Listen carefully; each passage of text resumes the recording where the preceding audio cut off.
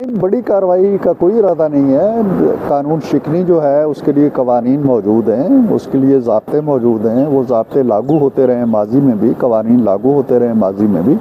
Axes हुई हैं, आपने देखा है, सरकारी गाड़ियाँ जलाई गई हैं, पुलिस को मारा पीटा गया है, इमलाक को नुकसान पहुँचाया गया है। तो ये चीज़ें जो हैं ये किस कानून के तहत जायज़ हैं? माजी में इसी कैंपस के अंदर जहाँ खान साहब की टीम ने और उनके पैरोकारों ने तोड़ फोड़ की है, नवाज शरीफ साहब ने कम बेश 200 पेशियाँ भुगती हैं। मैं भी जाता रहा हूँ उन पेशियों में। 12-14 की एक लिस्ट होती थी, रात को तैयार होती थी, पुलिस को फराहम कर दी जाती थी, एक एक करके अंदर जाते थे। आपने देखा होगा एहसन इकबाल को नहीं जाने दिया तो चुप करके वापस आ गए, वज़ीर दाखिला थे उस वक्त।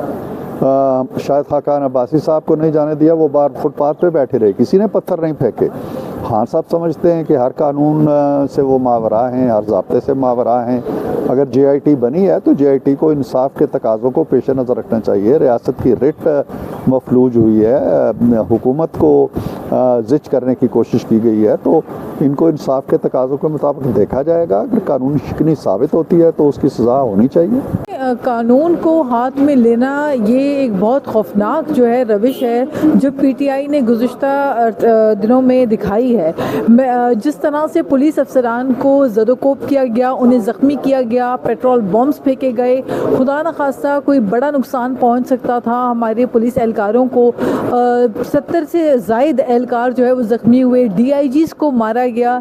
ये जो रवैया PTI ने अख्तियार किया है, जो झत्ता बरदार रवैया है, और जिसमें सरकारी मुलाजमीन को जो in the line of duty हैं, जो लोग जो पुलिस एहलकार ड्यूटी दे रहे हैं, ड्यूटी सर अंजाम दे रहे हैं, उनकी अगर जानें महफूज नहीं हैं PTI की इस जो है झत्ता बरदार रवैये के साथ, तो मैं समझती हूँ ये बड़े अफसोसनाक तरीका है। और अगर इसे कुछ नहीं किया गया, इस पर कंट्रोल नहीं किया गया, जो सरकारी अमलाक को नुकसान पहुँचाया गया, जलाओ घेराव की जो सियासत की, जो पुलिस की वैन्स को जो है जलाया गया, जो वाटर कैनन्स को जलाया गया, अगर ये इस चीज़ का जो है तदारुक नहीं होगा और इनके ऊपर कानून लागू नहीं होगा, तो फिर तो ये अपने आप को कानून से जिस तरह बालातर समझ रहे हैं वैसे ही समझेंगे। जिस तरह अदालतों में जो है कुछ सैकड़ों लोगों के साथ अंदर घुस के अदालती दरवाज़ों को जो है इस तरह से खोला गया, तोड़ा गया, तो ये जो नुकसान पहुंचाया गया, मैं समझती हूँ ये बहुत खौफनाक तरीका है। ये तो फिर एक ओपन डोर कर दिया इन्होंने।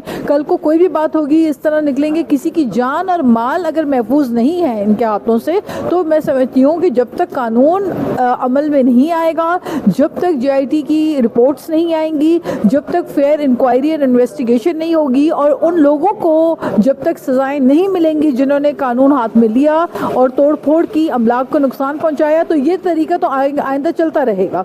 इसलिए मुल्क में जो कानून है वो अमल दरामद होना चाहिए और इंसाफ सबके लिए एक सा होना चाहिए, और एक मैसेज जाना चाहिए कि कोई भी शख्स जो है वो कानून अपने हाथ में लेने का मिजाज नहीं है।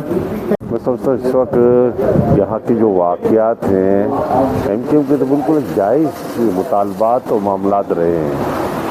अभी जो इस्लामाबाद और लाहौर में जो वाक़यात देखने में आए हैं, ये JIT सिर्फ इमरान खान के ख़िलाफ़ नहीं है, बल्कि जो हक़ाइक़ हैं उन हक़ाइक़ को जानने के लिए ये JIT बनाई गई है। इस्लामाबाद में जो वाक़यात हुए, जिस तरह से जुडिशल कॉम्प्लेक्स के ऊपर हमला किया गया और वहाँ गवर्नमेंट प्रॉपर्टीज़ को, गाड़ियों को आग लगाई गई, लोगों को ज़ख्मी किया गया, उन पर तशद्दुद किया गया, तो ज़ाहिर बात है इसकी तो तहकीकात होनी चाहिए, जिसके लिए हुकूमत ने एक अच्छा इक़दाम किया है कि जॉइंट इन्वेस्टिगेशन जो टीम है उसका वो बना दी है, तश्कील दे दी है, और वही इसकी तहकीकात करके आगे रिपोर्ट पेश करेगी। इसके ज़रिए ये कि कौम को भी पता चल सकेगा कि असल हक़ाइक़ क्या थे।